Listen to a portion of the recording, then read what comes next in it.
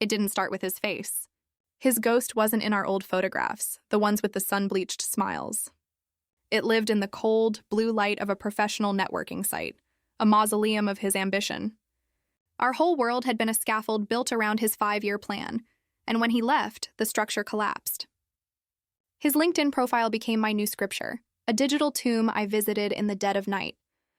It felt safer than the graveyard of Instagram, all those captured moments now turned to ash. This was just data, a clean, sterile autopsy. I told myself it was research, a way to keep a finger on the industry's pulse. I was lying. I was a specter tethered to his server, a pilgrim making an endless, punishing journey to the shrine of his career. My thumb had its own frantic heartbeat against the glass screen, a desperate Morse code tapping 30-40 times a day. A new connection, a woman. My breath would catch in my throat. What was her title?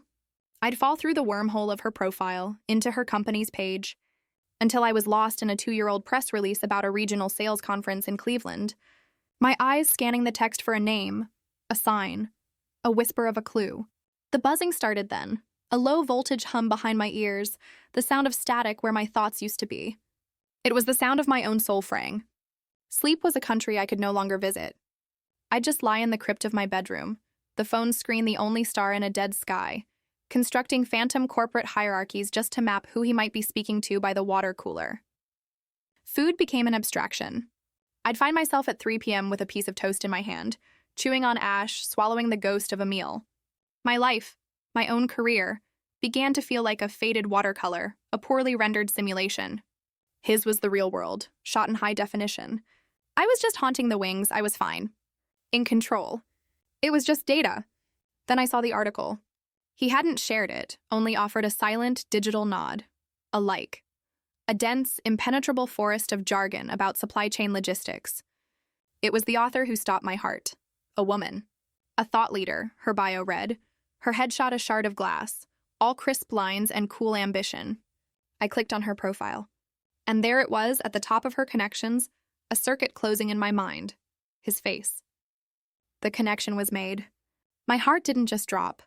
It was a wrecking ball falling through the floors of my chest. Slow, deliberate, devastating. The buzzing in my ears became a roar. A whole film spooled out behind my eyes. The conference, their ambition a magnetic current between them, the clink of ceramic mugs as they translated synergy and growth markets into a courtship ritual. They were building a new plan. The spiral became a freefall. The world narrowed to the 4 corners of the screen, a descent into its dark water. For 2 days, I did nothing but drown.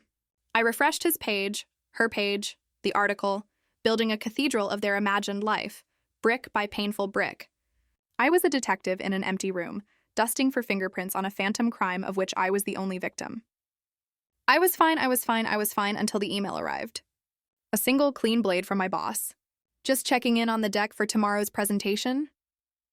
The blood receded from my skin like a tide. The presentation, the one I was supposed to lead. The one that was a blank document on my desktop. The clock on the screen read 4 p.m. The meeting was at 9 in the morning. I had sacrificed 48 hours of my life, my job, my sanity, to the altar of a stranger's profile, while my own world was engulfed in flames. And in the humming silence of my apartment, a wave of shame so deep it felt like a physical weight settled on my throat. He wasn't just gone. I had let him hollow me out and take me with him. I was a ghost in my own chair. That was the bottom. Not a scream, but a silent implosion. The sickening, quiet realization that I had meticulously, willingly burned my own life down. I sat in that steel and glass tomb until the building was an empty skeleton, lit only by the cold, accusatory glow of my monitor. I didn't know how to build the presentation, but I knew I had to find an exit from the labyrinth of my own mind. My fingers trembling, typed a prayer into the search bar. Not how to get over him, but how to get your life back on track. I scrolled past the gurus and their gleaming smiles until I saw it, buried in a comment thread, a link to a post called The 7-Day Mindset Cleanse. It sounded like a juice fast for the soul, a sterile corporate algorithm for a broken machine. It was exactly what I needed, an instruction manual for the wreckage. I clicked. Day 1, erect a firewall. The command was brutal. Install an extension. Block the websites. My hand shook as I typed linkedin.com into the field, a name I was carving on a gravestone. It felt like severing a limb to save the body. I clicked save, and then a void. The path was gone. A sudden airless panic rose in my chest. The protocol said to record one win.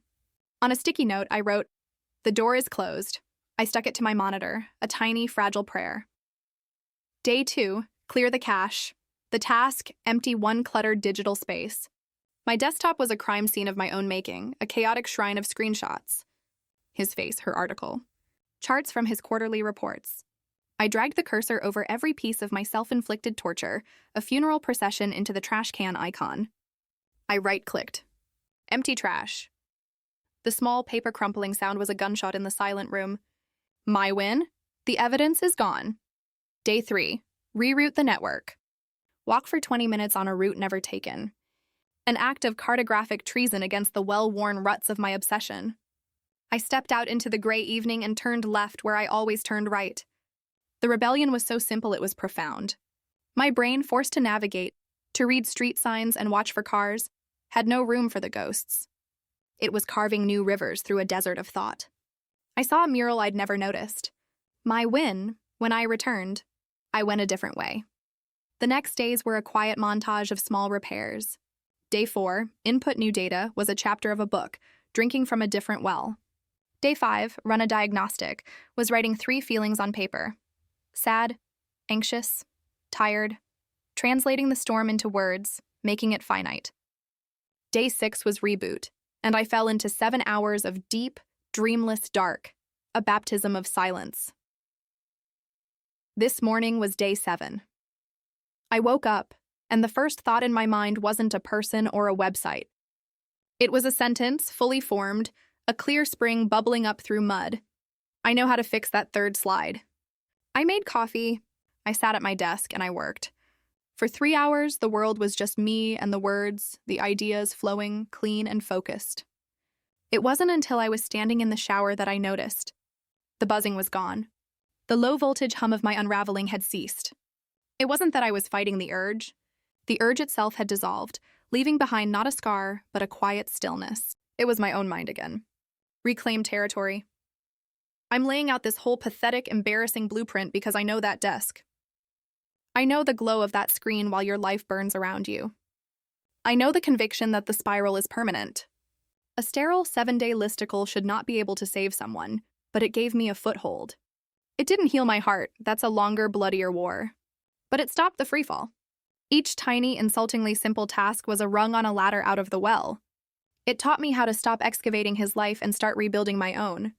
So if you're out there in the ghostlands, listen. The way back isn't a grand gesture. It's a small, quiet rebellion. It's closing a door. It's clearing a screen. Find your own ridiculous instruction manual. And just start with day 1.